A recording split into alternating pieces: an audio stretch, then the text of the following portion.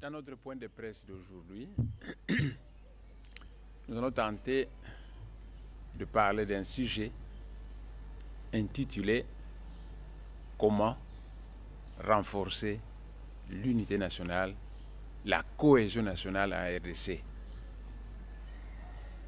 Donc le renforcement de la cohésion nationale en RDC. Pour cela, je vais diviser ce que nous avons à dire en 3 paragraphes. Un premier paragraphe qui va s'intituler l'exemple de l'Empire romain. Un deuxième paragraphe qui va s'intituler le cas de l'Empire colonial belge. Et un troisième paragraphe qui va s'intituler le Forum national. Pour commencer, la sagesse Congo enseigne que kia sala nkwa mazayu kitomanga kia nkwa bunzimbu kakitomanga ko. Cela veut dire que le travail qui est fait par un connaisseur est toujours de qualité, tandis que le travail fait par un ignorant a toujours été médiocre. Voilà pourquoi le Maître Jésus disait que vous connaîtrez la vérité et la vérité vous affranchira. La vérité, il y a plusieurs sortes de vérités. La vérité scientifique, la vérité économique, la vérité politique, la vérité sociale, la vérité agricole, la vérité technologique, mais vous connaîtrez la vérité et la vérité vous affranchira. Le travail fait par un connaisseur est toujours de qualité, tandis que celui qui est fait par un ignorant est toujours médiocre. L'objectif pour nous, c'est de dire comment renforcer l'unité, la cohésion nationale en RDC. Parce que dans la tradition africaine, lorsqu'un chef de clan veut déclarer la guerre à un clan ennemi, il commence tout d'abord par rassembler les membres de son clan et les réconcilier. Parce que le Maître Jésus disait que tout royaume divisé contre lui-même court à sa perte. Ainsi, quand nous voulons aller à la guerre, il faut commencer par se réconcilier dans le clan. Et une fois que nous nous sommes réconciliés, que nous nous tenons les mains, que nous formons un bloc monolithique, il y a 9 chances qu'on puisse bien faire la guerre en face de l'adversaire autre que le membre de notre clan. J'avais dit que je diviserais ce que j'ai à dire en 3 paragraphes. Le premier paragraphe, c'est le paragraphe dit l'exemple de l'Empire romain. Eh bien, vous savez qu'il y a eu un pays qu'on a appelé Rome. Avant l'Empire romain, le bassin méditerranéen était composé de plusieurs pays, plusieurs ethnies.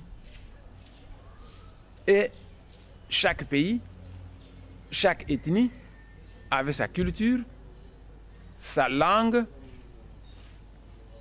son gouvernement,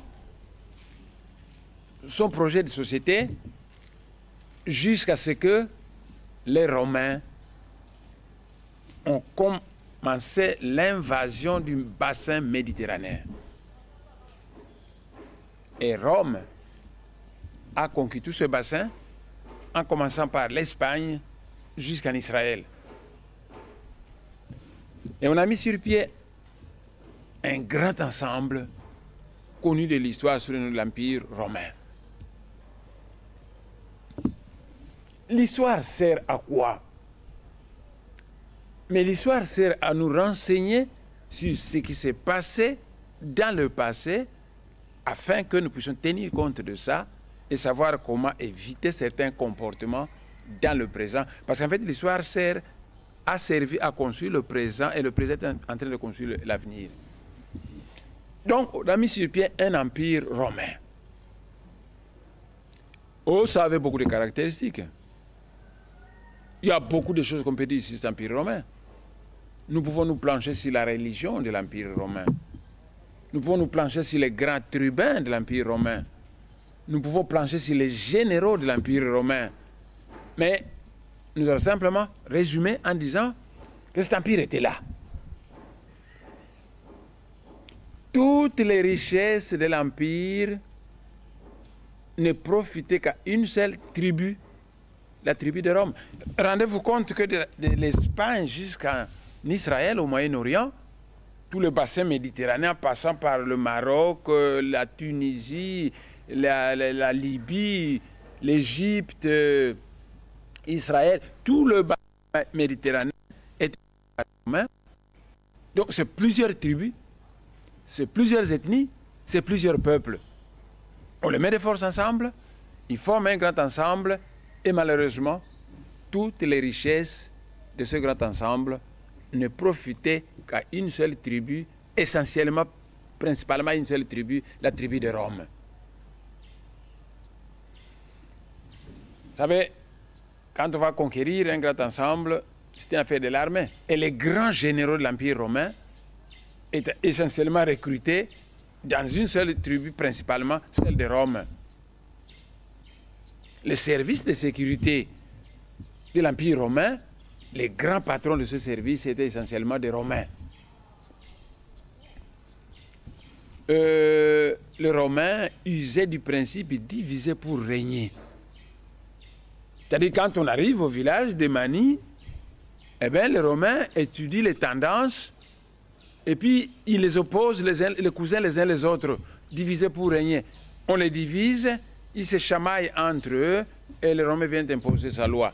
Donc l'Empire romain est caractérisé par ce fameux principe de diviser pour régner.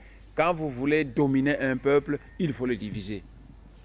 Il faut les opposer les uns les autres, alors vous allez facilement dominer ce peuple. Les Romains s'est caractérisé par ce massacre des leaders des autres communautés. Je vous ai dit que tout le bassin méditerranéen était dominé, c'est plusieurs peuples, c'est plusieurs ethnies, plusieurs tribus. La tribu de Rome domine et elle était spécialiste dans l'art de tuer les leaders des autres tribus de l'Empire, des autres communautés de l'Empire. C'est comme ça que les Romains ont tué le maître Jésus, qui était un grand leader politico-religieux du peuple juif. Les grands ensembles, à travers le vaste panorama, j'entends parfois beaucoup de gens dire nous sommes à l'heure des grands ensembles. Oui et non. Les grands ensembles ont toujours existé.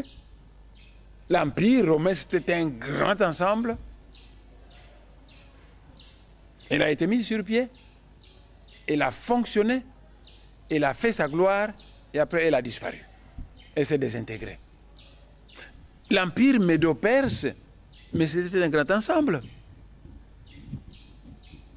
Le Commonwealth britannique, c'est un grand ensemble. Le Commonwealth regroupait l'Angleterre et toutes ses ex-colonies. Prenez les ex-colonies d'Afrique, voyez les ex-colonies d'Amérique, voyez les ex-colonies d'Asie, mettez tout ça ensemble, c'est un grand ensemble. Et quand parfois les gens me disent, mais nous sommes à l'heure des grands ensembles, je dis oui et non. Ce n'est pas une nouveauté. Il y a déjà eu beaucoup de grands ensembles. Et si nous savons comment ces grands ensembles se sont formés, comment ils se sont développés, comment ils ont atteint le zénith et comment finalement ils se sont désintégrés, nous pouvons tirer des leçons au cas où nous sommes en face d'un grand ensemble, nous pouvons tirer des leçons. Donc ce grand ensemble empire romain, après une longue période de gloire, il s'est mis à s'effriter. Mais nous devons nous poser la question de savoir pourquoi. Eh bien, la réponse est simple. À cause du comportement injuste des régnants de l'Empire romain. Les injustices. Dans un foyer, mais la sagesse Congo dit que là où il y a des hommes, les problèmes ne manquent pas. Ainsi, dans un foyer, les problèmes ne manqueront jamais entre monsieur et madame et les enfants. Dans un clan, les problèmes ne manqueront jamais. Dans une nation, dans une entreprise, les problèmes ne manqueront jamais. La survie du foyer, du clan, de la nation, réside simplement dans la sagesse du chef du clan, du chef de la nation, du chef de famille, à gérer les différents problèmes qui se présentent et à les résoudre d'une manière sage. Donc là où il y a des hommes, les problèmes ne manqueront pas, mais il y a des gens qui savent résoudre leurs problèmes pacifiquement, il y a d'autres qui ne savent pas les résoudre. Selon qu'on sait résoudre le problème ou pas, eh bien, on va provoquer des crises qui peuvent parfois être fatales pour l'organisation. Et l'injustice peut conduire au divorce dans un foyer. Vous êtes marié, votre femme a son petit frère chez vous. Moi, autrefois, j'ai longtemps vécu chez mon beau-frère. Et vous avez aussi vos propres frères. Et votre femme regarde comment vous traitez son frère et les vôtres. Si vous commettez beaucoup d'injustice envers son petit frère, votre épouse va commencer à être mécontente. Et ce mécontentement pourra générer d'autres problèmes. Si ces problèmes sont mal gérés, le conflit entre dans le foyer et ça peut parfois aboutir au divorce. Donc, les injustices entre l'Empire, entre les Romains et les différents peuples qu'ils ont conquis a fini par conduire au mécontentement, à la frustration et finalement à la révolte qui a détruit l'Empire romain. Voilà ce que j'avais considéré brièvement, ce que j'avais à dire de l'exemple de l'Empire romain. Un grand ensemble qui a couvert tout le bassin méditerranéen, un ensemble composé de plusieurs ethnies. Une ethnie domine, elle malmène les autres, elle règne par l'injustice, et avec le temps, les autres se révoltent, et progressivement, l'Empire se détruit. Le paragraphe 2, je l'ai intitulé « Le cas de l'Empire colonial belge ». L'Empire colonial belge, c'est l'actuel pays que vous appelez la République démocratique du Congo, plus le Rwanda et le Burundi. C'est ça qu'on appelle l'Empire colonial belge. Et pour commencer, j'ai toujours dit ça. Souvent quand je dis ça, les gens pensent que je ne veux pas cimenter l'unité nationale. Je ne suis pas un ignorant. Laissons des thèses comme ça aux ignorants. Pour cimenter l'unité nationale, la RDC, nous devons savoir comment la RDC a été fondée. Quelles sont les lacunes qu'il y a dans cette fondation? Comment combler ces lacunes? Comment renforcer la cohésion nationale? Et quand nous arrivons à faire ça, alors à ce moment, nous aurons assis le fondement de notre pays sur du roc. Donc, je laisse les critiques aux petits-enfants. Le président Kassabou disait autrefois que le chef de l'État, indifférent aux pressions, est sourd aux critiques. J'ai toujours dit que la République démocratique du Congo n'a pas été fondée par un politicien congolais.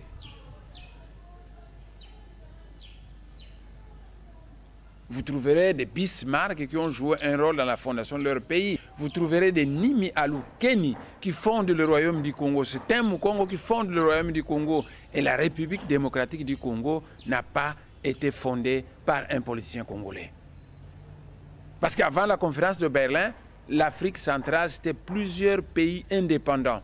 Les Bakongo avaient leur pays appelé le royaume du Congo. Les Baluba avaient leur royaume. Les Bangala, les Bassouas, l'empire islamique du Maniema, ça existait. Donc, avant la conférence de Berlin, plusieurs pays. Le fondateur, c'est Dieu. Eh bien, je dis que ça n'a pas été fondé par Dieu. Ça n'a pas été fondé par un Congolais. Le fondateur de l'actuelle République démocratique du Congo, c'est le roi Léopold de Belgique, qui a rassemblé des forces, plusieurs ethnies de l'Afrique centrale aux mentalités diverses et divergentes. C'est donc un mariage forcé. Et j'ai toujours dit que l'élite politique, philosophique, économique, religieuse congolaise, cette élite-là a le devoir sacré de prendre ce mariage forcé et de le transformer en mariage d'amour. Que si nous réussissons à prendre ce mariage forcé, à les transformer en mariage d'amour, et si dans la gestion, nous mettons l'homme qu'il faut à la place qu'il faut, eh bien, je sais de quoi je parle. Notre pays, la République démocratique du Congo, va rapidement galoper pour devenir une grande puissance économique, puis une grande puissance militaire, finalement, une grande puissance mondiale. Je sais de quoi je parle et je pèse bien mes mots, mais je dis très bien que si nous réussissons de prendre ce mariage forcé et de le transformer en mariage d'amour, et si nous mettons l'homme qu'il faut à la place qu'il faut, alors notre pays, alors. Mais c'est un mariage forcé en attendant. Moi, j'ai mon neveu appelé Emani. J'ai dit, mon neveu, je t'envoie à Kinshasa aller faire des études parce qu'ici, chez nous, il n'y a pas d'école que tu pouvais fréquenter. Mon neveu Emani se rend à Kinshasa et il fait des études.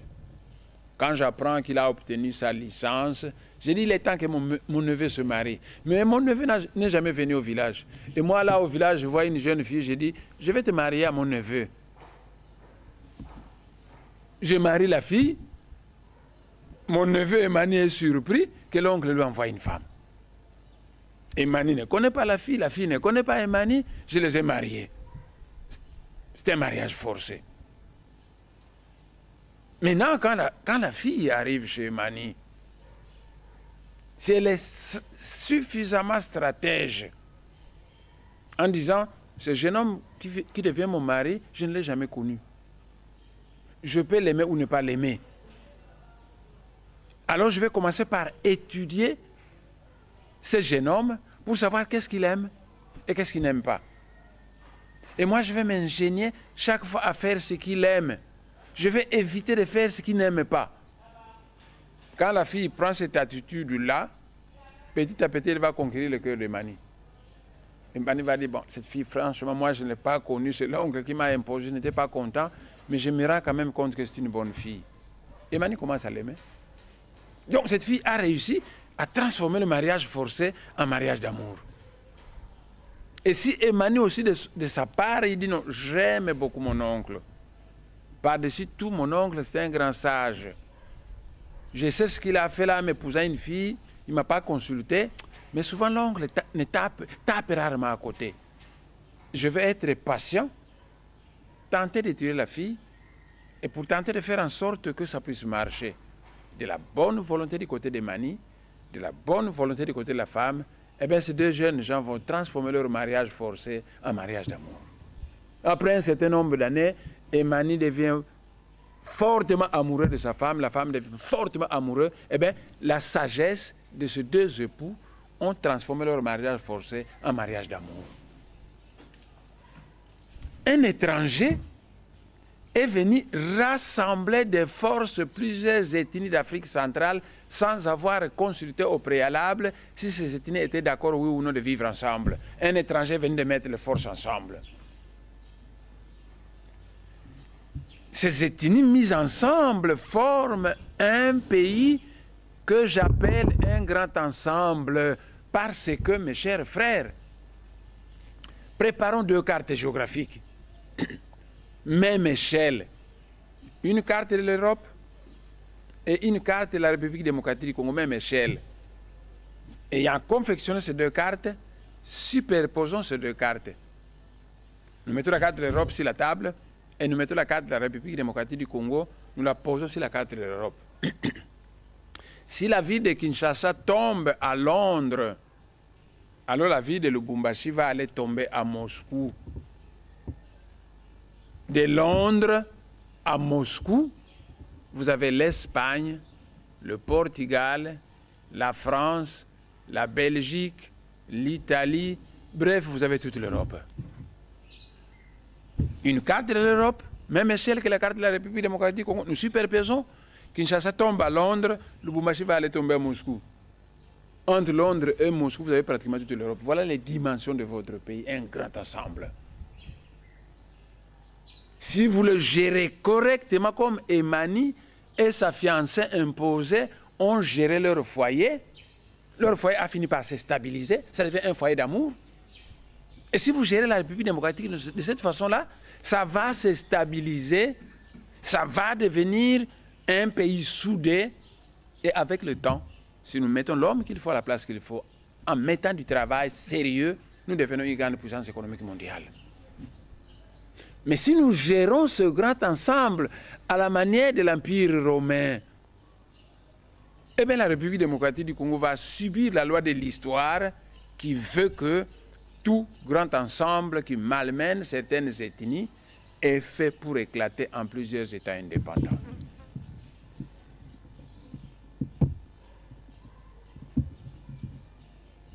Comment transformer le mariage forcé en mariage d'amour?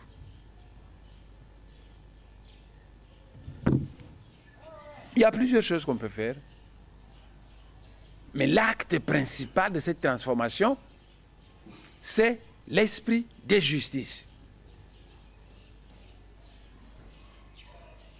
Lorsque les richesses colossales de la République démocratique du Congo vont profiter au Bas-Congo, ça profite au Bangala, ça profite au Baluba, ça profite au Baswahili, ça profite au Tchokwe, ça profite aux Anamongo.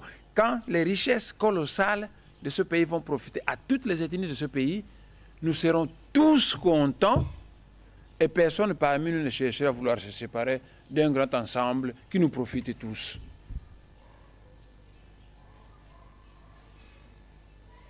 Mais lorsque les richesses colossales de ce pays ne profitent qu'à une ethnie, ne profitent qu'à une certaine catégorie de gens au détriment des autres, eh bien, ceux qui seront marginalisés vont commencer par être frustrés, l'amertume va croître dans leur cœur et peut-être qu'un jour, la révolte va venir et ils vont commencer à dire, c'est ça, alors nous, on va se séparer.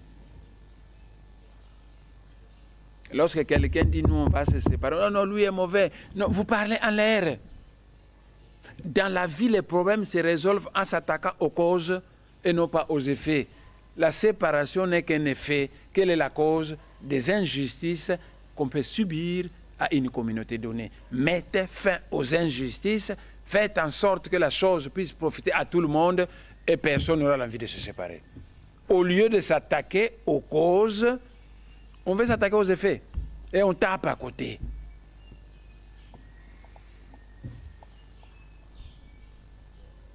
Les injustices n'ont jamais cimenté l'unité nationale. Les injustices n'ont jamais renforcé la cohésion nationale.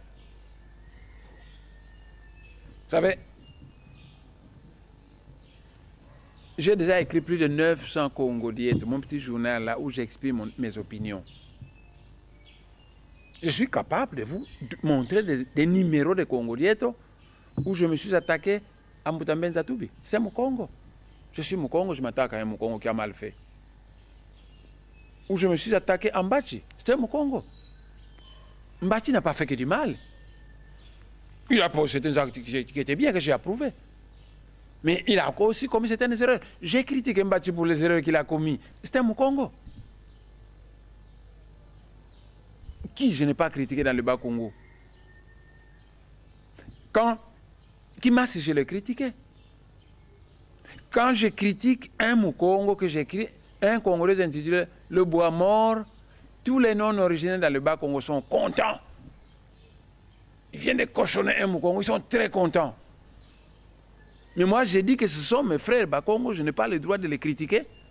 Mais si j'arrive jusque-là, ce qu'il a mal fait, quand je critique un Moukongo qui a mal fait, les Bangala, les Baluba, les Baswahili sont contents. Mais le jour où je vais toucher à un Moulouba qui a mal fait, alors les Baluba se révoltent en disant « Moi, je n'aime pas les non-originaires ». Mais quand j'ai critiqué les Moukongo, pourquoi on ne m'a pas dit que les Mouans n'aiment pas les Bas-Congo? Donc lorsque je critique un Moukongo, on trouve ça normal. Je critique, on trouve ça normal. Si un Moulouba a mal agi, que je le critique, non, il n'aime pas les non-originaires. Si un Mongala a mal agi, que je le critique, il n'aime pas les non-originaires. Si un Moussoua a mal agi, mais pourquoi vous ne me dites pas que les Mouans n'aiment pas les Bas-Congo quand je critique un Moukongo? Votre jugement, c'est un jugement faux, erroné, sentimental. De pareilles réactions ne renforcent jamais la cohésion nationale. Parce que ça signifie quoi? Pourquoi on critique quelqu'un qui a mal fait? afin de les pousser à corriger simplement. On dit que dans un pays, il y a ce qu'on appelle la majorité et l'opposition. Et on dit que l'opposition a comme rôle de critiquer le gouvernement afin de pousser les membres du gouvernement à améliorer la qualité de leur travail. Simplement ça. Critiquer le gouvernement. Quand on les critique, eh bien, le gouvernement sera contraint d'améliorer la qualité de son travail. Et de la même manière, quand mon frère Mukongo a mal agi, j'ai dit c'est pas bon cette façon de faire, je le critique afin qu'il puisse être obligé d'améliorer la qualité de son travail. Et les Bangalas sont nos compatriotes de ce pays, nos frères. Quand je vois un Mungala qui a mal agi, je le critique aussi afin de le pousser à améliorer la qualité de son travail. Quand je vois un Moulouba qui a mal agi, je le critique aussi afin de le pousser d'améliorer la qualité de son travail. Dans ma vie, je n'ai jamais été l'ennemi des Balouba, des Bangala et des Baswahili. Parce que je suis né dans le Maniang, mais je suis venu à Kinshasa à bas âge. J'ai terminé l'école primaire ici, j'ai fait l'école secondaire ici, j'ai fait l'université ici. Et dans toutes ces écoles où j'ai fréquenté, j'ai eu beaucoup de grands amis Balouba, beaucoup de grands amis Bangala, beaucoup de grands amis Baswahili. Moi j'ai mes amis.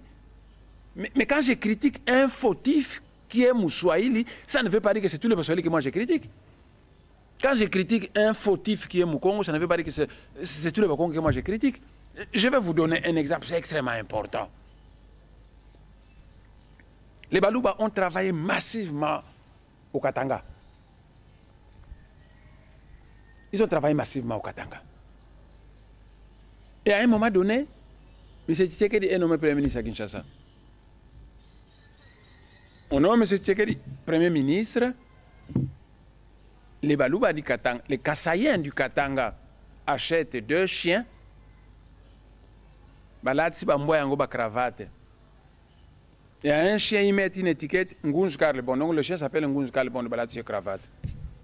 L'autre chien s'appelle Kyungu Balatsi et cravate. Qui font ça? Des Kasaïens qui sont au Katanga. Alors les Katangais, la jeunesse katangaise dit, mais pas question. Nous ici au Katanga, Kyungu et Ngunj sont nos grands leaders. Comment vous venez du Kasaï? Vous venez vous installer ici chez nous et vous embêtez, vous injuriez nos grands leaders comme ça. Les Katangais sont révoltés. Et ils ont chassé les Sud-Kassaïens du Katanga. Je vous assure que nos frères Kassaïens ont souffert atrocement. Certains ont été tués, d'autres des maisons détruites, d'autres chassés leurs maisons. Ça a été simplement misérable. Mais ça ne peut pas, moi, me pousser à dire les Katangais sont mauvais. J'ai pitié de ce qu'on dirait mes frères Balouba. Mais je peux comprendre la réaction des Katangais parce que le droit du premier occupant existe. Vous allez en Belgique, vous êtes wallon, vous vous installez en Flandre, vous commencez à injurer les grands leaders flamands, la jeunesse flamande ne va pas vous laisser faire. Donc, ce manque de tact, de courtoisie. La République démocratique, c'est notre pays, tout Congolais peut aller vivre là où il veut, mais il y a le droit du premier occupant qui existe. Moi, je peux quitter le Bas-Congo, aller vivre à Bassankoussou, c'est la République démocratique du Congo, mais dans ma ville à Bassankoussou, je comprendrais que j'ai rencontré les Anamongo qui ont le droit du premier occupant. Moi, je les étudie, je me comporte bien avec eux, ils commencent à m'aimer, je fais même tout pour apprendre le Mongo et je suis totalement intégré. Les Anamongo disent Mokongo anate wana ya akoma Mongo. Voilà l'intégration. Mais si je ne le fais pas là à Bassankoussou, les autochtones de Bassankoussou vont être mécontents, ils vont me combattre, et en me combattant, moi je me mets à créer un bazaba tribaliste, bazaba régional. Non, c'est toi qui es fautif. Donc c'est ce manque de petit tact là que je reproche à nos frères qui ont été chassés du Katanga. D'ailleurs, depuis qu'ils avaient été chassés, à l'époque du président Mobutu, moi j'avais écrit des Congolais, tout je les avais soutenus. Dernièrement, quand j'étais en conflit avec le général Kaloumé au Parlement, j'ai encore mis ça dans mon discours où j'ai soutenu les Kassaïens. Moi, je n'ai jamais eu de problème avec les Kassaïens. Freddy Mouloumba de Télé, c'est mon grand ami. Je peux vous citer beaucoup d'amis Balouba que j'ai. Vous voyez? Et n'oubliez pas, c'est un exemple que je vous donne, des problèmes qui créent des problèmes dans un grand ensemble et qui conduisent le grand ensemble vers l'éclatement, le manque de tact. Je vous ai donné un premier exemple. La République démocratique, c'est un pays, c'est notre pays, un pays uni. Nos compatriotes sud-kassaïens se déversent massivement au Katanga. Et puis un jour, ils prennent deux chiens. L'un, il appelle Ngunzu Kalibonde, l'autre, Kyungu. Ils le mettent en cravate. Les autochtones du Katanga se révoltent et les persécutent. De pareils comportements ne renforcent pas la cohésion nationale. Et c'est que nos frères kassaïens ont raisonné de cette façon. Est-ce qu'ils ont tiré la bonne conclusion? Quelle est la bonne conclusion? Nous étions bien au Katanga pour avoir injurié un grand leader katangais, deux grands leaders katangais. Les Katangais sont révoltés contre nous. Dans la vie, les problèmes se résolvent en s'attaquant aux causes et non pas aux effets. Chasser les Kassaïens n'était que les effets d'une cause, deux chiens appelés Ngunzu Kalibonde et Kyungu. Les problèmes se résolvent en s'attaquant aux causes et non pas aux effets. Alors, quand cela s'est produit, ça a été très douloureux. Il faut que nos compatriotes kassaïens, par exemple, puissent se dire, nous avons été au Katanga, pour avoir commis l'erreur, on nous a persécutés. Prochainement, nous ne le ferons plus. Est-ce qu'ils ont fait cette réflexion? Ou simplement ils se versent dans des injures contre les Katangais qui ne résoudront aucun problème? Et nos frères kassaïens sont venus massivement au Congo central. Le Congo central veut dire Kinshasa et le Bas-Congo. Ne vous trompez pas, les Bambundu, les Baoumbu sont des Bas-Congo. Donc la ville de Kinshasa est construite au Congo central. Ça a été notre capitale provinciale. Donc ne vous gênez pas quand je vous dis les vérités. Apprenez la vraie histoire du Congo. Persécutés au Katanga, ils sont venus nombreux à Kinshasa. Et la ville de Kinshasa n'a pas été conçue pour être la capitale de la RDC. Ça a été conçu pour être la capitale de Bas-Congo et de Bandundu. Le Bas-Congo et le Bandundu, donc la ville de Kinshasa appartient aux gens du lac Maïndombe, ex-province de Lopolville, aux gens du Kwilu, Bambala, Bayanzi, Patati Patata, aux gens du Kwangu, de Bayaka, et au Bas-Congo du Bas-Congo. Cette ville leur appartient. Avant l'empire colonial belge, le Bandundu et le Bas-Congo faisaient partie du royaume du Congo. Donc ancestralement, c'est la terre de leurs ancêtres. Et administrativement, les Belges avaient construit leur chef-lieu de province ici. Beaucoup de nos frères kassaïens, persécutés au Katanga, ils sont venus massivement à Kinshasa. C'est tout à fait normal. La République démocratique, notre pays, c'est un pays uni. Persécutés là-bas, ils ont le droit de venir ici. Mais il n'y a pas longtemps, à la veille des élections, nous avons appris qu'une certaine coterie se serait attaquée au Palou et qu'on a tué des vieillards de Bandundu, membres du Palou. Mais les deux grandes personnalités politiques de l'ex-province de Lopolville, donc prenez le Maïndombe, ajoutez le Kwangu, ajoutez le Kwilu, ajoutez le Bas-Congo, nous sommes un même peuple. Actuellement, deux grandes personnalités politiques de cet espace-là, c'est Mwanda Nsemi et Kizenga. Vous commencez à injurier Kizenga, vous injuriez Mwanda Nsemi. Ça risque d'être Kyungu et Ngunzu. Est-ce que nos frères kassaïens ont tiré ces leçons?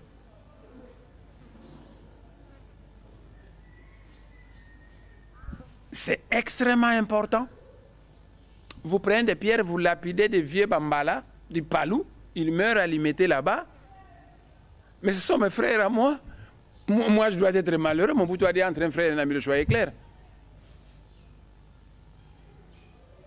Vous injuriez le vieux Kizenga, vous injuriez Mwanda Nsemi. Et si les jeunes du Bas-Congo, vous connaissez l'intrépidité des adeptes de Bundu, si les jeunes du Bas-Congo et de Bandundu se révoltent parce que vous injuriez leur grand leader, nous risquons de reconnaître ce qui s'est passé au Katanga. Je ne veux pas que cela arrive, mais il faut que ceux qui posent des actes qui entraînent des crises puissent savoir qui sont les premiers qui doivent se maîtriser et ne pas traiter les gens de n'importe quelle manière. C'est un exemple que je donnais. Si je pouvais tenir un point de presse pendant toute une journée, je pourrais donner des exemples dans tous les différents coins. Je vais vous donner un autre exemple, parce que le problème, c'est comment souder la cohésion nationale à RDC. À l'époque du président Mobutu, il va nommer Konde Vilakikanda gouverneur du Nord Kivu. Konde Vilakikanda, c'était au Congo. Et depuis l'époque coloniale belge, le Belge disait que les Bakongos sont de bons gestionnaires, sont un peuple travailleur, bons gestionnaires et doté de valeurs morales et spirituelles.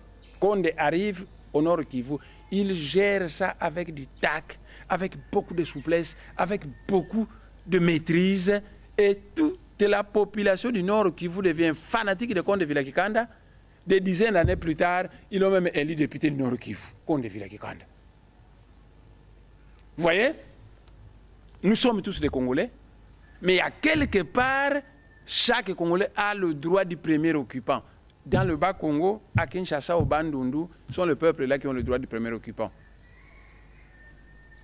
Et Mobutu envoie Paluku, Denis Paluku à Matadi comme gouverneur. Vous voyez, on a envoyé un Mukongo au Nord Kivu.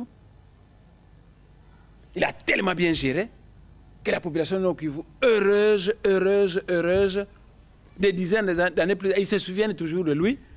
Et il est voté député. Il y a des enfants du Nord Kivu, originaires de là, qui opposent la députation. Ils ne le votent pas, ils vont préférer aller voter à Mukongo. Parce que quand ce Mukongo était ici, il a très bien géré, avec justice. Maintenant, on prend un gars du Nord Kivu, Denis Palou, qu'on l'envoie à Matadi, gouverneur. Aussitôt qu'il arrive, il va assassiner le premier gouverneur de la ville de Matadi, un Mukongo qui était très aimé. Parce que pour lui, c'était, il allait pour mater les Bakongo, qui n'avaient rien fait. Et quand il y a quelqu'un qui est trop aimé, il faut éliminer celui-là. Il liquide le premier bourgmestre de la ville de Matadi. On va jeter son cadavre dans la rivière Mpozo. Et puis il a mis mes bases au trésor provincial. C'était du désordre de telle manière que pour les Bakongo, ils ne voulaient plus entendre parler de quelqu'un qui vient du Kivu là-bas, qui vient au Bakongo. Vous voyez le malheur. Mais tous les gens de Kivu ne sont pas mauvais comme Denis Paluku. Mais quand une ethnie ne connaît qu'un individu, si moi j'arrive chez les Anamongo, qu'on ne connaît qu'un moins dansé, vous voyez Mbutakimbango, je prends plutôt l'exemple de Mbutakimbango. Mbutakimbango est arrivé un peu partout à travers ce pays. Il guérissait les malades, il bénissait les gens, il soulageait les gens, il aimait les gens, et tout le monde s'est mis lumière dans le Congo, pas Congo. Parce qu'ils ont vu un Congo qui travaille bien, et on colle cette performance à tous les Bakongo. Pour ceux. Et quand une ethnie donnée envoie son fils aller diriger quelque part, qui dirige mal, pour les gens qui ne sont pas très connaisseurs de ce côté-là, c'est toute une ethnie qu'on salit. Allez écouter au Bas-Congo ce que le Bas-Congo dit du général Rauch. Donc, c'est extrêmement important ce que je vous dis là-bas. Il y a eu un empire romain, un grand ensemble. Ça finit par éclater à cause des injustices. Notre pays, c'est un grand ensemble, ça va de Londres à Moscou. C'est un grand ensemble. Si nous dirigeons ce pays avec injustice, nous aboutirons au même résultat que l'Empire romain. Parce que les injustices provoquent toujours de frustration, de l'amertume et finalement la révolte. Et la sagesse Congo enseigne que dans la vie, les problèmes se résolvent en s'attaquant aux racines, aux causes et non pas aux effets.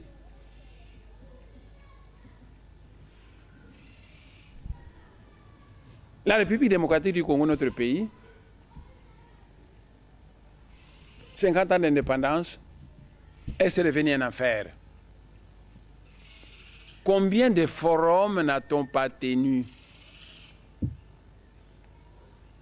On a été à Madagascar, autrefois, moi j'ai de la mémoire, j'étais tout petit là, mais je connais. Les Congolais sont allés tenir un forum à Madagascar. Mais ça n'a pas marché. Le dialogue de Kokilatville Mbandaka, ça n'a pas marché. Le dialogue d'Addis Abeba, ça n'a pas marché. Le dialogue de Gaborone, ça n'a pas marché. Pretoria. Beaucoup de dialogues. Et dernièrement,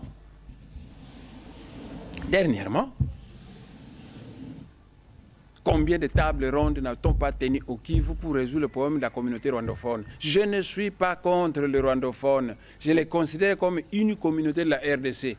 S'ils sont des Congolais, ils ont le même droit que tous les autres. C'est-à-dire que les rwandophones congolais ont le même droit que les Bakongo, les mêmes droits que les Bangala, les mêmes droits que les Baswahili, les mêmes droits que tout fils congolais. Donc je ne suis pas contre les rwandophones congolais. Si leur communauté est soumise à des injustices, c'est leur droit de crier haut et fort, mais pas par les armes. Crier haut et fort pour qu'on puisse résoudre leurs problèmes. Lorsqu'on résout le problème des rwandophones, c'est leur droit aussi à nos frères kassaïens, s'ils ont des problèmes, de les poser à la nation afin qu'on les résolve. Vous allez actuellement en prison à Makala, beaucoup de Bakongo, beaucoup de Bangala. Et quand vous essayez de fouiller les dossiers de chacun de ces prisonniers, on vous dira que le dossier est vide. Mais parce qu'on les a arrêtés en disant non, Jean-Pierre Mbemba, il y a moins dans ces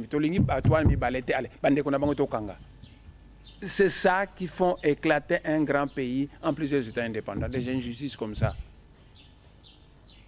Mais nous disons que toutes les communautés congolaises, chaque communauté a des droits et des devoirs. Dans la mesure où chaque communauté remplit ses devoirs, quand ses droits sont bafoués, on a tout à fait le droit de poser ce problème à la communauté nationale.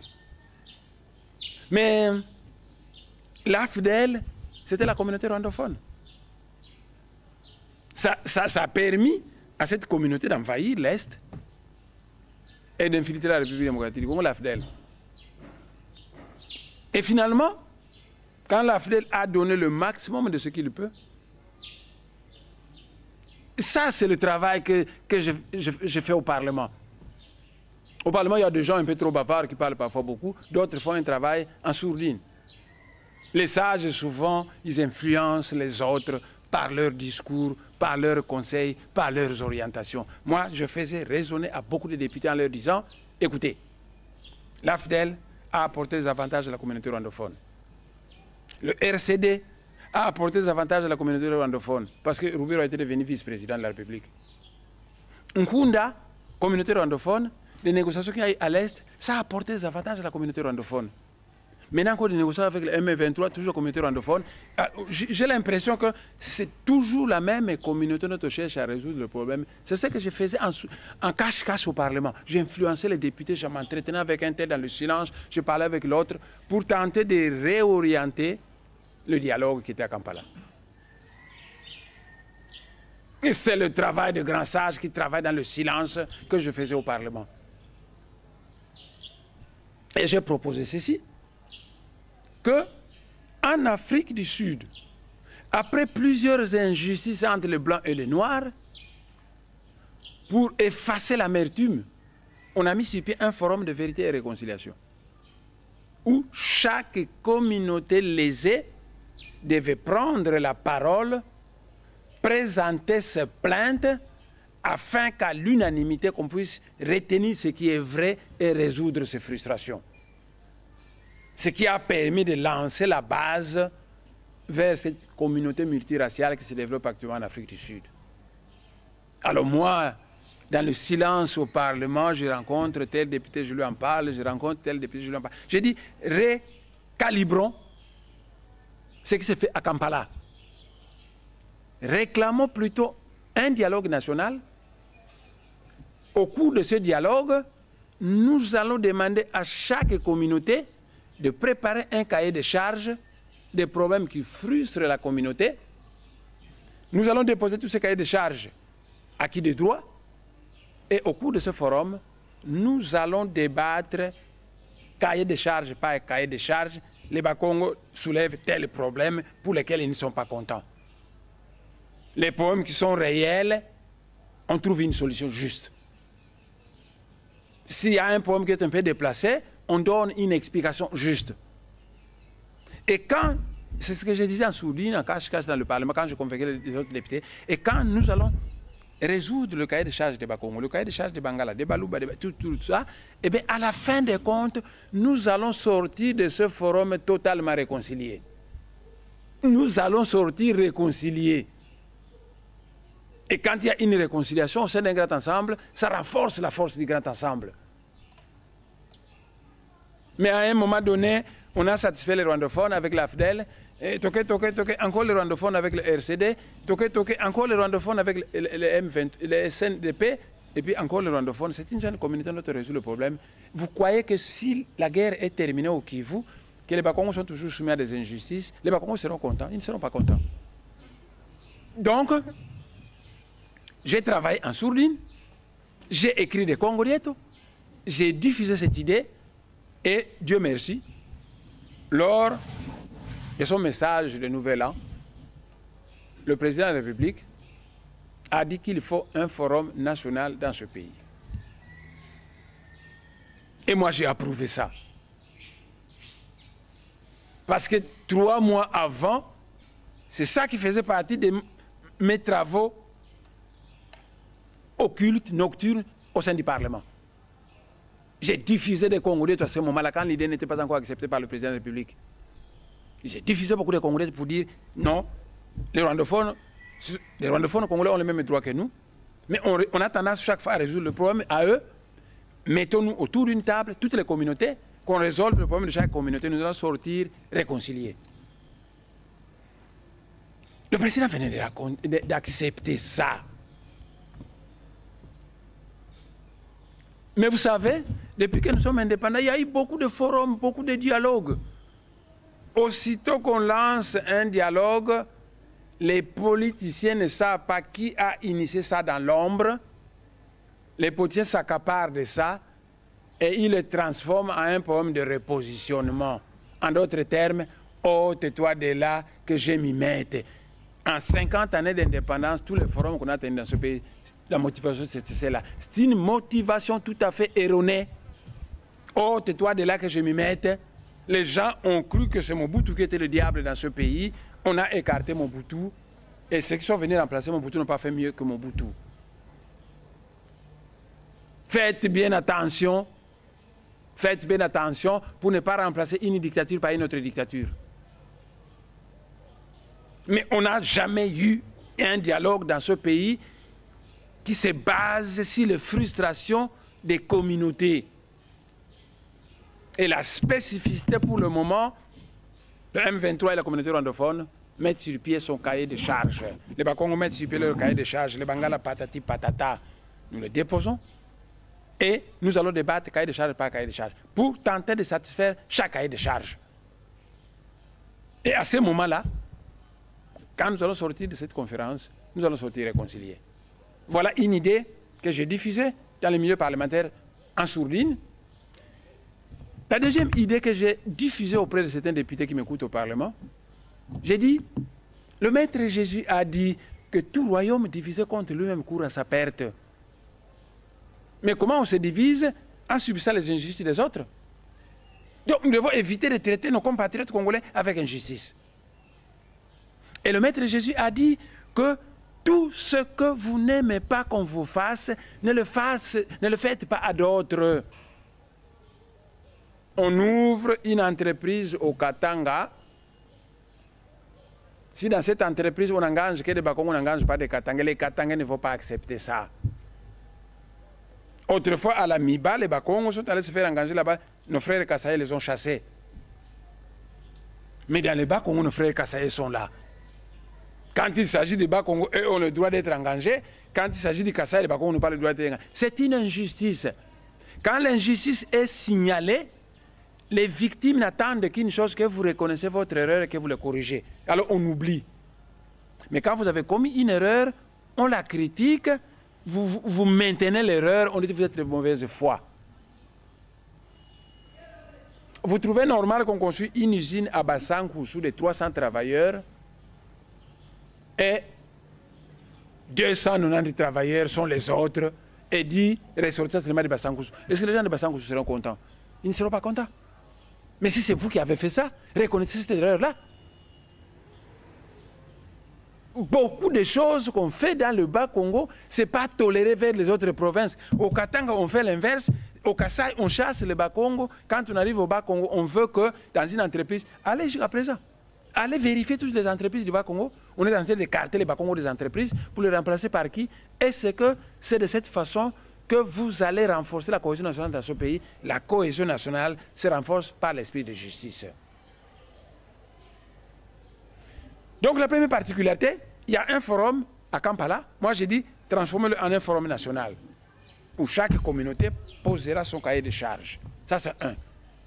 Le deuxièmement, j'ai dit au Parlement, à tous les députés que j'ai contactés dans l'ombre, je leur disais, depuis longtemps, le Congolais est amoureux de Mikili.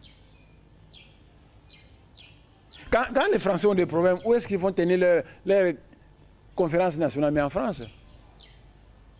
Quand les Allemands ont des problèmes, c'est en Allemagne qu'on débat ça. Quand les Américains ont des problèmes, c'est en Amérique qu'on le débat.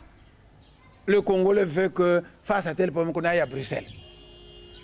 Face à tel problème, qu'on aille à Gaborone. Face à tel problème, qu'on aille à Pretoria. Face à tel problème, qu'on aille... Et les Congolais qui se disent comme ça, se disent patriotes. Ils se disent patriotes. Mais qu'est-ce que c'est le patriotisme? Le patriotisme, c'est l'amour de la patrie. Et qu'est-ce que c'est la patrie? En vérité, notre patrie, c'est notre pays. Et qu'est-ce que c'est notre pays? Mais notre pays, c'est la terre de nos ancêtres. Là où il n'y a pas de terre, il n'y a pas de pays, pas de patrie, pas de patriotisme, pas de patriotes. Et les vrais patriotes se caractérisent par un amour quasi fanatique de la terre de leurs ancêtres. La guerre du Kivu a un enjeu de terre. À qui appartient telle terre, à qui doit appartenir telle terre. C'est l'enjeu du Kivu. La guerre entre les Palestiniens et les Israéliens, c'est un enjeu de terre. L'ancienne guerre entre l'Allemagne et la France, c'est un enjeu de terre. Strasbourg, c'est un mot allemand. La ville de Strasbourg se trouve maintenant en France, une ville française qui porte un nom allemand. Un enjeu de terre. Et la sagesse Congo enseigne que le ciel est mon père, tandis que la terre est ma mère nourricière. Un enjeu de terre. Et je trouve de drôles de patriotes congolais qui n'aiment pas la terre de leurs ancêtres et qui, moindre petit dialogue, ils veulent que ça ait lieu à Brazzaville, qu'on aille à Kampala, qu'on aille à Bruxelles, qu'on aille à Pretoria. C'est de la foutaise. Le président Mobutu a tenu son grand forum national à CNS à Kinshasa. Et ça a bel et bien eu lieu. Vous ne savez pas que toute conférence nationale tenue dans un pays étranger, c'est le pays hôte qui en profite économiquement. Parce que si vous envoyez 3000 Congolais dans un pays étranger pour un dialogue de 3 mois, ou de 2 mois, ou même d'1 mois, tous ces Congolais, quand ils arrivent au pays hôte, ils doivent chercher des chambres d'hôtel. Ils vont payer. L'argent entre dans le pays hôte. Tous ces Congolais doivent manger dans les restaurants. Les restaurants du pays hôte vont en profiter. Certains Congolais vont visiter des magasins, acheter certaines chemises, costumes. Ce sont les magasins du pays hôte qui en profitent. Le soir, certains Congolais allons prendre un verre dans un bar. Ce sont les bars du pays hôte qui vont en profiter, puisque ces Congolais vont payer. Il y a des Congolais qui aiment parfois les femmes à tout vent. Certaines prostituées du pays hôte vont eux aussi en profiter financièrement. Vous vous rendez compte que chaque forum que vous tenez à l'étranger, vous participez à redynamiser l'économie du pays hôte. Pourquoi notre économie qui est chancelante ne peut pas profiter d'un forum tenu à Kinshasa comme Mobutu l'avait fait? En résumé donc, je dis ceci, que pendant que tout le monde parlait de Kampala, moi, dans le silence au Parlement, dans beaucoup de parlements du monde, il y a des grands sages qui sont dans ce Parlement. Ces sages, souvent, ne parlent pas beaucoup, et ils observent des situations, et ils influencent les autres dans l'ombre. C'est un travail très important. Ils orientent l'opinion dans une direction voulue, et naturellement, ces sages-là, tant ils parlent quand il s'agit d'un problème réellement majeur. Quand il s'agit de petits problèmes, ils laissent les autres parler. Donc, dans un premier temps, j'ai dit, faisons du dialogue un dialogue national, où chaque communauté va poser son problème afin qu'on puisse résoudre le problème de chaque communauté. Premier travail que j'ai fait. Le deuxième travail, j'ai dit, mais si l'idée est acceptée, hors de question que ce dialogue se tienne à Kampala, ou à Gaborone, ou à Pretoria, ou à Bruxelles, ou je ne sais où. Le dialogue se tiendra au palais du peuple. Ça aussi, j'ai dit ça à beaucoup de députés dans l'ombre. Et le troisième principe que j'ai mis, que j'ai infiltré chez beaucoup de députés, avec qui j'ai causé dans l'ombre, je leur disais, mais si cette idée est acceptée, qu'est-ce qui va arriver? Mais vous allez voir beaucoup de policiers qui vont commencer à s'agiter, à fonder des plateformes opportunistes, à fonder des groupes qui vont les accompagner dans ce forum-là pour aller réclamer des trucs du genre « ôte-toi de là que je m'y mette ». S'ils font un gouvernement large, union nationale, je n'en disconviens pas. Mais si on ne met pas ce gouvernement, pour moi, ce n'est pas un problème. Le vrai problème, c'est quelles sont les frustrations qui risquent de provoquer le Bas-Congo de se révolter, qu'on résolve ces frustrations. Quelles sont les frustrations chez les Bangala qu'on résolve? Chez les Kassaïens, qu'on résolve leurs frustrations. Chez les Baswahili, qu'on résolve. C'est ça mon vrai problème. Parce que si nous avons résolu le problème de nos bases respectives, nous aurons bâti sur du roc la fondation de la cohésion nationale. Moi, c'est avant tout ça le problème.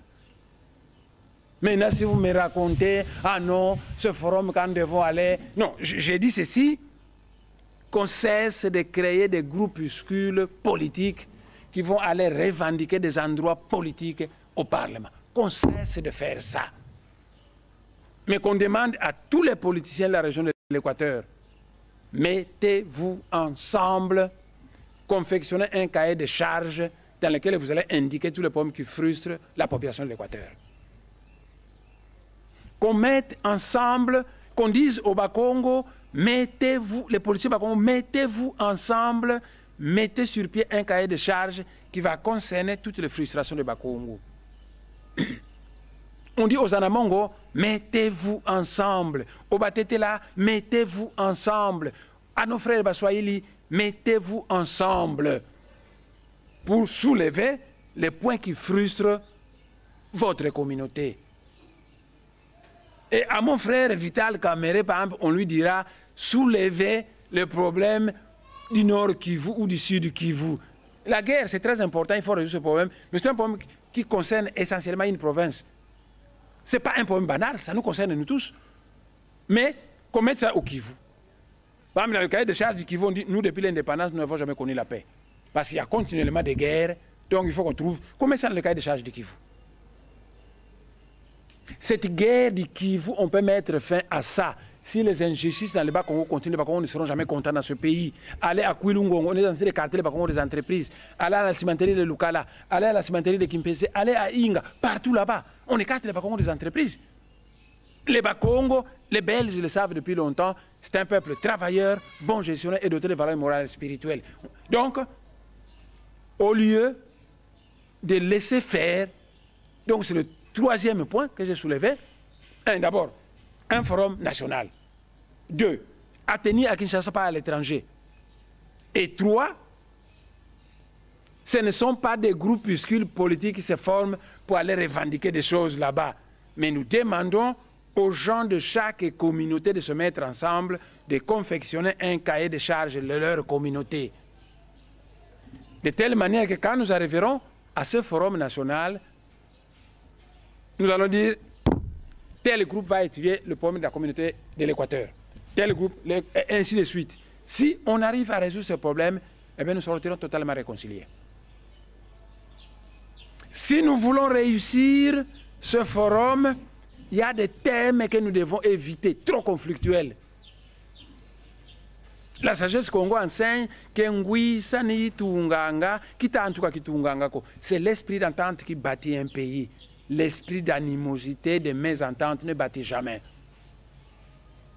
À tel point que même des problèmes du genre vérité des urnes, mettez-les de côté. Mettez-les de côté. Je suis un grand maître de la sagesse congolaise, je sais de quoi je parle et je pèse bien mes mots. Mettez-les d'abord de côté. Parce que si nous sommes arrivés à ça, c'est la faute de l'opposition. Vous avez diabolisé Ngoïmou Lunda, vous avez diabolisé le professeur Njoli. Le professeur Njoli, c'est un grand professeur. C'est une grande personnalité. Et vous ne voulez pas reconnaître vos erreurs. 2 ans avant les élections, moi j'ai écrit un Congolais, le Congolais il est là. Il s'appelle Les primaires de l'opposition. Et si vous le voulez, je demanderai à mes services de le réimprimer cette semaine. C'est le Congolais au 673. 673. j'ai publié ce congréto que j'ai envoyé à tous les partis d'opposition, 2 ans avant les élections. J'ai dit, si l'opposition veut gagner aux élections, nous devons former un bloc monolithique. Et comment former ce bloc monolithique? Nous nous réunissons, tous les partis d'opposition, et nous disons, d'après le peuple congolais, qui parmi nous les opposants ici, qui considère comme le premier opposant de ce pays? Et qui est le deuxième? Qui est le troisième? Nous allons prendre les 7 premiers opposants. Et nous allons dire que celui qui sortira le premier opposant de ce pays, il sera notre candidat unique aux élections présidentielles. Et celui qui sortira le deuxième opposant, d'après la perception du peuple, celui-là sera notre Premier ministre. Quand notre candidat unique sera passé, il nomme notre Premier ministre. Celui qui sortira le troisième, quand nous voterons au niveau de l'Assemblée nationale, nous le voterons pour être président de l'Assemblée nationale. Et puis vice-président, et puis président du Sénat, et puis les autres poids lourds de l'opposition, ils occuperont des postes dans le gouvernement ou dans certaines provinces. C'est le Congolais que j'ai appelé le primaire de l'opposition.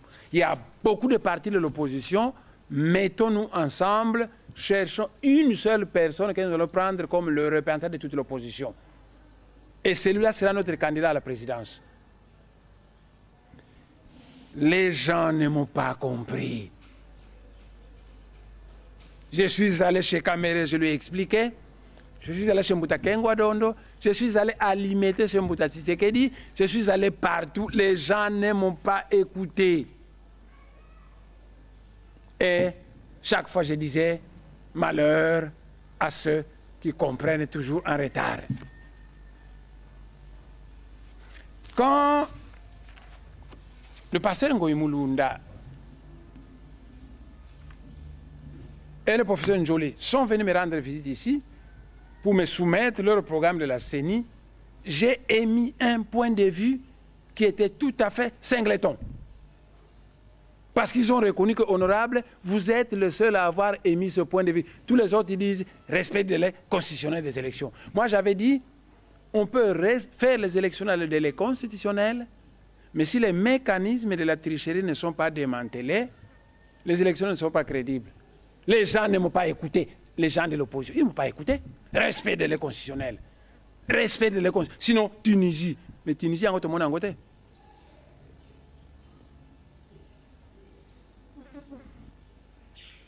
J'ai parlé à gauche, à droite. Les gens m'ont dit, d'ailleurs, s'ils ne respectent pas, les élections n'auront pas lieu parce que l'Occident ne donnera pas l'argent pour les élections. J'ai dit, écoutez, l'Occident nous a toujours aidés, nous devons leur être reconnaissants, mais beaucoup de parents de l'actuelle République ont aussi maintenant beaucoup d'argent dans leur compte bancaire.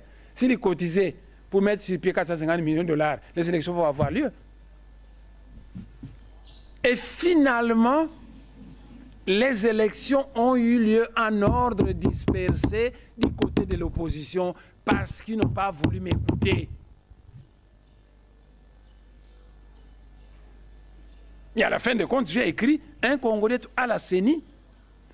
La semaine prochaine, je pourrais demander à mes services de réimprimer ça, de faire circuler ça à Kinshasa. Un Congolais disait le message de BDM à la CENI. J'ai dit ceci à la CENI. Quand j'ai vérifié tous les paramètres de crédibilité des élections, ce n'est pas du tout rempli. Et il est impossible de remplir ça dans 3-4 mois. Donc, faisons une petite transition de 2 ans. On va mettre sur pied un gouvernement large union nationale et ensemble, nous allons préparer les élections. Non, mais les gens étaient fous, furieux. Mais moi, je m'appelle sous mandat, na X, Y. Les gens n'ont pas été d'accord. Et moi, je disais à M. Lidjouba Augustin, mon collaborateur, un gars de l'Équateur, je lui disais, malheur à ceux qui comprennent toujours en retard. Tu vas voir qu'au bout des comptes, ces gens vont me donner raison, mais ce sera déjà trop tard. Et à la fin des comptes, les élections sont venues. Les opposants sont allés en ordre dispersé. Vous avez vu ce qu'on a fait au Sénégal? Vous avez vu ce qu'on a fait en Côte d'Ivoire? Voilà là où il y a une classe politique sérieuse. Ici, des milliers de candidats à la présidence. Et vous dites que vous êtes tous de l'opposition. Mais quel est le dénominateur commun qui unit l'opposition pour que vous puissiez être tous de l'opposition? L'opposition est plurielle, bien sûr, mais il y a des points qui doivent unir l'opposition. Quels sont ces points? Parce que vous êtes incapable de faire émerger un candidat à la présidence. Donc, les gens ont tapé à côté, sur toute la ligne. Moi, je suis prêt à imprimer tous les Congolietos. Ça coûte cher. Si le pasteur Ngoïmou Lunda, qu'on a trop diabolisé, et le professeur Njoli, dommage, ils n'ont pas aussi de grands moyens. Mais si j'avais des moyens, qu'ils me donnaient ces moyens-là pour que je publie tous les Congolietos, ça va les dédouaner eux. Je ne dis pas qu'ils sont parfaits. Certaines erreurs qu'ils ont commises, je les connais. Mais tout ce qui a conduit au capotage, ce n'est pas de leur faute. Mettons-nous ensemble, première de l'opposition, les gens refusent. Démantelons le mécanisme de la tricherie avant les élections? Non, ce n'est pas ça. Et le résultat final, du désordre. Mais le désordre. Et j'ai entendu certains politiciens dire que XY lui a été élu, les autres députés là, ils n'ont pas été élus, il faut casser le Parlement. Écoutez, soyons sérieux. Moi, je reconnais que la tricherie, il y en a eu aux élections présidentielles et il y en a eu aussi aux élections législatives. Qu'il y a des députés qui ont été élus sans problème.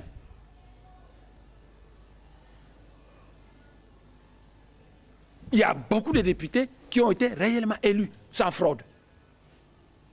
Il y a d'autres qui ont fraudé.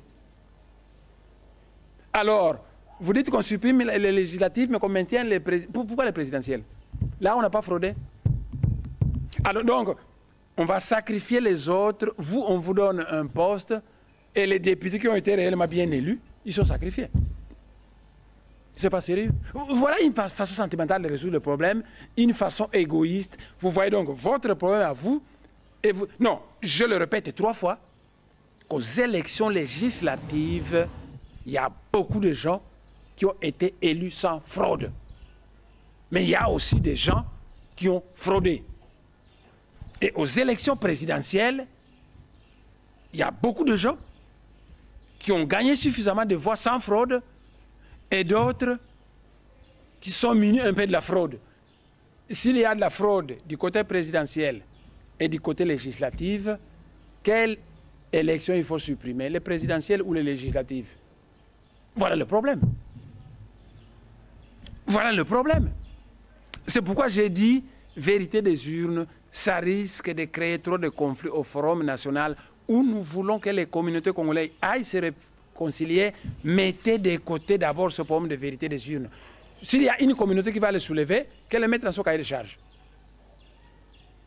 Et nous allons débattre de tous les problèmes qui frustrent les différentes communautés nationales. Et s'il y a une communauté qui soulève le problème de vérité des urnes, nous verrons comment nous allons manipuler ça, mais que ça ne soit pas un problème national. C'est un problème individuel d'une certaine communauté, parce que l'essentiel, l'important, c'est résoudre les problèmes qui frustrent chaque communauté de ce pays. C'est comme ça que nous allons renforcer la cohésion nationale. C'est comme ça que nous allons renforcer la cohésion nationale. Il y a des petits enfants qui racontent du n'importe quoi. C'est de la foutaise. Kinshasa, c'est une terre de Bakongo. Némoanda Semi est ici depuis le bas âge. Il a fait l'école primaire, secondaire et l'université à Kinshasa. Et Kinshasa, c'est une terre du royaume du Congo où il y a beaucoup de Bakongo, beaucoup de Bandundu, beaucoup de Lac Maïndombe, beaucoup de Bayaka. Tous ces gens savent que Némoanda Semi est un leader de l'ex-province de Léopoldville. Beaucoup parmi eux m'ont voté. Et moi, j'ai étudié avec des Bangala à l'école, beaucoup de Bangala même. Il y a des Bangala qui m'ont élu. Moi, j'ai été avec beaucoup de Balouba même. Il y a des Balouba qui m'ont élu. J'ai des amis Baswahili qui ont influencé leurs membres de famille de me voter. Donc, les petits chacos qui font du radotage, je n'en fais pas cas. Je préférerais être un sourd-muet. En Kikongo, c'est Baba. Peut-être que je ne terminerai pas. Baba, en Kikongo, veut dire sourd-muet. Mais ça aussi, la communauté kassaïenne doit apprendre à maîtriser ses enfants déconnecté. Parce que c'est en injuriant Ngouz et Kyungu qu'on a créé le conflit du Katanga. Et dans l'ex-province de Lopolvi, Nemwanda, Semi, Bandundu, Nemwanda, Semi, Congo central et Mbutakizenga sont les deux poids lourds de cet espace. Et quiconque va se lever contre Mbutakizenga, contre Nemwanda, Semi, il risque de susciter la colère des autochtones de la ville de Kinshasa qui ne sont rien d'autre que les Bakongo et les Bandou.